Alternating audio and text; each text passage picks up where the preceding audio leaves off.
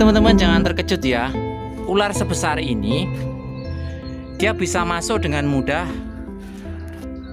kawat ini ya. Ini pengalaman buat kita semua. Kalau bikin kandang, beli kawat yang lebih kecil lagi ya. Ini kasa streamingnya, beli yang lebih kecil lagi. Ini saya dulu juga nggak tahu, nggak nyangka kalau kasa seperti ini ular bisa masuk ya. Jadi ternyata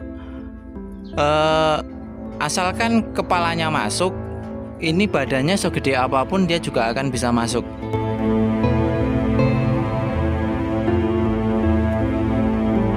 ya. Jadi hati-hati, terutama yang punya kandang outdoor ya. Biasanya murai batu itu rawan banget dengan ular. Lihat ya, ini kalau murai batu ya habis nih.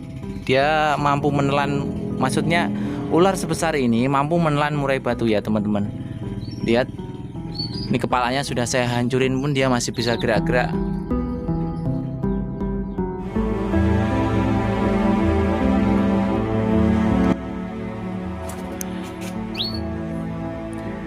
Jadi tadi ularnya di sini ya teman-teman,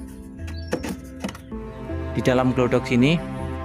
Saya nggak tahu masuknya dari mana, tapi memang faktanya kepalanya ternyata bisa menembus kawat streaming segede ini, bisa. Padahal jari kita pun ini sulit banget untuk masuk, tapi kepala ular itu lentur ya teman-teman. Jadi sekali kepalanya masuk, dia badannya nanti juga akan masuk ya. Oke, kita lihat, kita tarik keluar ya. Sepertinya sudah mati dia.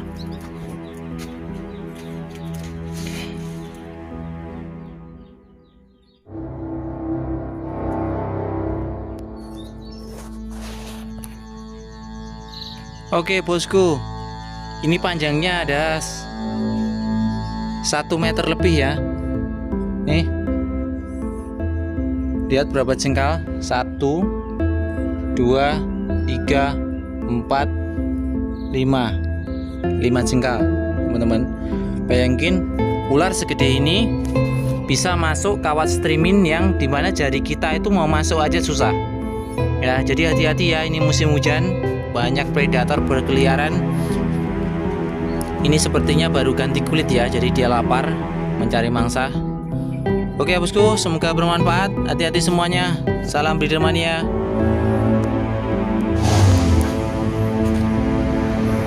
Ini saya dapat lagi di depan rumah nih ya. Ini masih kecil, kalau ini jenisnya kobra ya teman-teman.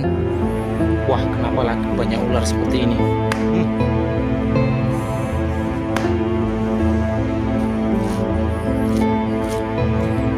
Kita lihat nih badiknya. Ini kecil ya, ini cuma 1 jengkal.